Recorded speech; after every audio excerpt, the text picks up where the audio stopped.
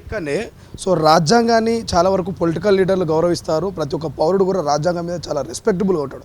So అటువంటి రాజ్యాంగంలో ఎక్కడైనా హక్కులు రాస్తున్నాయి అంటే మావోయిస్టులను చంపాలన్నటువంటి మన ప్రత్యేకమైనటువంటి హక్కులు చట్టాలు ఏమైనా ఉన్నాయా?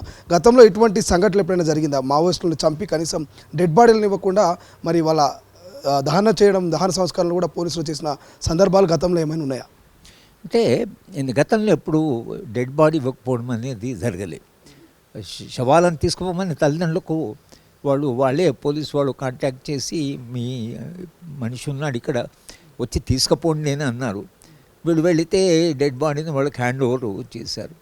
కొన్ని సందర్భాల్లో తల్లిదండ్రులు కానీ బంధువులు కానీ పోవడానికి భయపడితే, ఎందుకంటే శవాన్ని తెచ్చుకున్న తర్వాత మళ్ళీ పోలీసు తమను ఎక్కడ ఇచ్చేస్తారు అని తేని సందర్భంలో బంధుమిత్రుల కమిటీ, శవాల సేకరణ కమిటీ అని వాళ్ళు శవాన్ని సేకరించి వాళ్ళు వెళ్ళిన శవాన్ని ఇచ్చారు. బంధువులు పోకున్న ఈ బంధుమిత్రుల కమిటీ, ఈ శవాల సేకరణ కమిటీ వాళ్ళకి ఇచ్చారు శవాన్ని. వాళ్ళు దానికి గౌరవప్రదమైనటువంటి ఒక అంతిమ క్రియలు చేశారు. మొట్టమొదటిసారిగా భారత రాజ్య వ్యవస్థ శవాలను ఇవ్వడం అంటే ఛత్తీస్గఢ్ శవాలను ఇచ్చారు. ఛత్తీస్గఢ్లో చనిపోయినటువంటి వాళ్ళందరూ వాళ్ళ కుటుంబాలు వస్తే ఏ గొడవ లేకుండా ఇచ్చేశారు. ఈ 5-6 శవాలు ఇటీవల తెలుగు రాష్ట్రాల శవాలు, అటు ఆంధ్ర అయినా ఇటు తెలంగాణ అయినా. ప్రత్యేకంగా తెలుగు రాష్ట్రాల శవాలు ఎందుకు ఇవ్వలేదంటే మొన్న రైటర్ ఒక ఆమె చనిపోయింది. ఆమె చనిపోతే వరంగల్ తీసుకొచ్చారు. చాలా వేల మంది ఆమె అంతిమక్రియలను అటెండ్ చేశారు. ఆ సంఘటన తర్వాత కేంద్ర ప్రభుత్వము ఇది వీళ్ళ బాడీలు ఇక్కడ పోతే వేల మంది రావడము సోషల్ మీడియాలో అదంతా మెయిన్ స్ట్రీమ్ మీడియాను కవర్ చేయకుండా బ్లాక్ చేశారు. కానీ సోషల్ మీడియాని ఇంకా పూర్తిగా దాన్ని ఆపలే కనుక సోషల్ మీడియాలో వేలాది మంది ప్రొసెషన్లో రావడం, వీళ్ళు అసాంఘిక శక్తులు, వీళ్ళు దేశానికి ద్రోహులు అని ఒక ప్రచారం జరుగుతున్నా వాళ్ళ శవం వచ్చే వరకు మాత్రము ఆ శవయాత్రలో వేలాది మంది పాల్గొంటున్నారు. ఈ వేలాది మంది పాల్గొనడం వలన మావోయిస్టు పార్టీకి ఒక రకంగా ఒక గౌరవం ఏర్పడవచ్చు. అంటే అయ్యో వీళ్ళు చనిపోతే ఇంత పెద్ద ఎత్తున జనం స్పందిస్తున్నారని. బహుశా ఆ కారణం వలన కూడా ఇక శవాలని ఇవ్వడం అనేది ఇస్తే మళ్ళీ అది కూడా ఒక రాజకీయం అయిపోతుంది, రాజకీయాల కొనసాగింపు అయిపోతుంది. మళ్ళీ ఎవరైనా స్ఫూర్తి పొంది ఎవరైనా ఇన్స్పైర్ అయిపోయి మళ్ళీ ఉద్యమాలకు పోతారేమో అనేటువంటి ఒక భయంతో వీళ్ళు ఈ నిర్ణయం తీసుకొని శవాలను ఇవ్వకపోవడం, 6 శవాలని సమూహ దహనం చేశారు. అందరినీ కలిపి ఒక చోట పడేసి దహనం చేశారు. కానీ రాజ్యాంగము, ప్రజాస్వామిక హక్కులు, శవాలను గౌరవించడము, కుటుంబాలకు శవాలను ఇవ్వడం అనేది నాగరికతలో భాగం. అది కానీ ఇక్కడ ఇంకొక ప్రశ్న కూడా సార్, సోషల్ మీడియాలో శవాలను ఇవ్వకపోవడానికి కారణం వాళ్ళని పట్టుకొని కాల్చారు, చిత్రహింసలు పెట్టారు, అవి ఎక్కడ రీపోస్ట్ మార్క్ చేస్తే బయటపడతాయో అందుకే వాళ్ళు దహనం చేశారని ఒక చర్చ కూడా జరుగుతున్నది. దీన్ని ఎట్లా చూడవచ్చు? అంటే అది కూడా ఒక కారణం. ఇది ఇప్పుడు పోస్ట్మార్టం చేశారు, ప్రభుత్వము అనుకున్నట్లు పోస్ట్మార్టం మీద చేయించారు.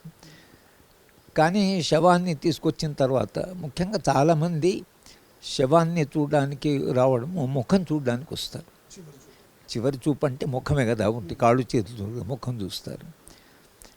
కేశవరావు విషయంలో అయితే అతను నెత్తికి ఇక్కడ పెట్టి కాల్చినట్టుగా ఉంది కనుక ముఖము స్పష్టంగా కనిపిస్తున్నది ఎక్కడ కాల్చారు అనేది.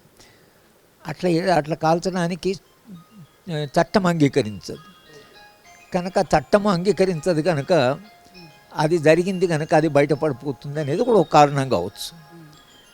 సరే, దానికి వాళ్ళు ఏం పెద్ద కేర్ చేయరు. మేము ఎలిమినేటే చేస్తామంటున్నారు కదా. ఇప్పుడు ఎన్కౌంటర్ అనడం లేదు కదా, మేము వాళ్ళని అంతం చేస్తామని అంటున్నారు కాబట్టి అంతంలో భాగంగా చంపేసాం. అందరిని చంపేస్తున్నారు. ఇప్పుడు పెద్దగా వాళ్ళు ఫైర్ చేశారు, మేము ఫైర్ చేసాము, ఈ కథలు అయిపోయాయి. ఈ కథ అయిపోయి స్టేట్ నిర్ణయం తీసుకున్నది వాళ్ళని ఎలిమినేట్ చేస్తామన్నారు. అది ఎలిమినేట్ చేస్తామన్నారు కాబట్టి పెద్ద అంత భయం.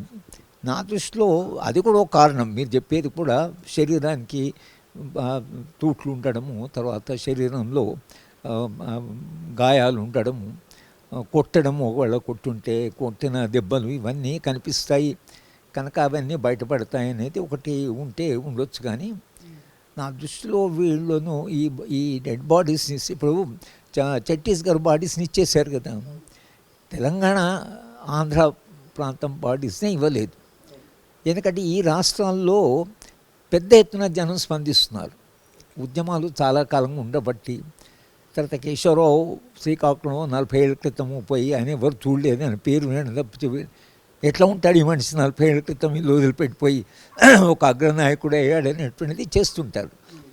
కనుక నేను అనుకోవడం ఏంటంటే ఈ ప్రొసెషన్లు, మళ్ళీ స్లోగన్స్, పాటలు, దీని నుంచి మళ్ళీ ఎక్కడ ఉద్యమానికి ఇంకా బలం ఏర్పడుతుందేమో అనేటువంటిదే బహుశా ఈ బాడీస్ని ఇవ్వకపోవడం. కొంత ఆలస్యం చేశారు. చేసి ముఖమంతా పూర్తిగా పాడైపోయిన తర్వాత కనిపించి అంటే చూసిన మనిషిని గుర్తుపట్టలేని పరిస్థితిలో ఇద్దామనుకున్నారు ముందు. కనుక 4-5 రోజులు పెట్టారు. ఇస్తామని అన్నారు. ఇక ఇది ఏంటో, ఇది ఇస్తే ఎక్కడ దారి తీస్తుందో అటు పెట్టేసేయండి అంటే అందము 5-6 మంది తీసుకుపోయి వాళ్ళు దహనం చేశారు. అంటే ఇది నాగరికత కాదు కదా. ఒక శవాన్ని గౌరవించడము, శవానికి అంతిమక్రియలు చేయడము, తర్వాత కుటుంబ సభ్యులు ఆ బాడీని దహనం చేయడం అనేది నాగరికతలో ఒక భాగం. నాగరికత పరిణామ క్రమంలో సమాజం కాస్త అభివృద్ధి చెందిన కొద్దీ మనిషిని గౌరవించడం కాదు, మనిషి చనిపోయిన తర్వాత శవాన్ని కూడా గౌరవించాలి అనేటువంటి ఒక విలువ సమాజంలో, ఒక మానవీయ విలువ సమాజంలో వచ్చింది. ఆ మానవీయ విలువను కూడా మనం గౌరవించకుండా మనం ఇంత అమానవీయంగా, అమానుషంగా కుటుంబ సభ్యులందరూ అక్కడ ఉండి 4-5 రోజులు మా శవాన్ని మాకు ఇవ్వండి అని అడిగితే కూడా ఇవ్వకుండా హుటాహుటిన తీసుకుపోయి మీరు వాళ్ళని దహనం చేసి ఎవరు క్లెయిమెంట్స్ లేరని మీరు ఎఫ్ఐఆర్లో రాసి చేయడమే. రాజ్యము ఇట్లా ప్రవర్తించడం వలన రాజ్యం మీద గౌరవం తగ్గుతుంది. ఇప్పుడు రాజ్యానికి ఉండే అధికారం ఎక్కడి నుంచి వస్తుంది? ప్రజల సమ్మతి వలన వస్తుంది. ఈ రాజ్యం చాలా మంచిది, ఈ ప్రధానమంత్రి చాలా మంచివాడు అన్నప్పుడు రాజ్యానికి బలం చాలా ఉంటుంది. కానీ మీరు భయపెట్టి పరిపాలించడం అనేది ఎన్నో భయపడుతూ పరిపాలించడం అనేది ఎప్పుడైనా కూడా దానికి విశ్వసనీయత కానీ దానికి సమాజంలో సాధికారత కానీ చాలా తక్కువ ఉంటుంది. శవాన్ని ఇస్తే ఆ శవం ప్రొసెషన్ వస్తుందేమో అని అనుకుని ఇంత బలమైన రాజ్యం, సైన్యం ఉంది, తర్వాత పారామిలిటరీ బలగాలు ఉన్నాయి, సిఆర్పిఎఫ్ ఉంది, సెంట్రల్ ఫోర్సెస్ ఉన్నాయి, ఇంత బలమైన రాజ్యం 20,000 మంది 30,000 మంది పెట్టి మీరు ప్రపంచంలో ఏ మూల ఏ క్షణం ఏం జరుగుతుందో వేగంగా తెలుసుకోవడానికి తొలి వెలుగు వాట్సాప్ ఛానల్ని ఫాలో చేయండి.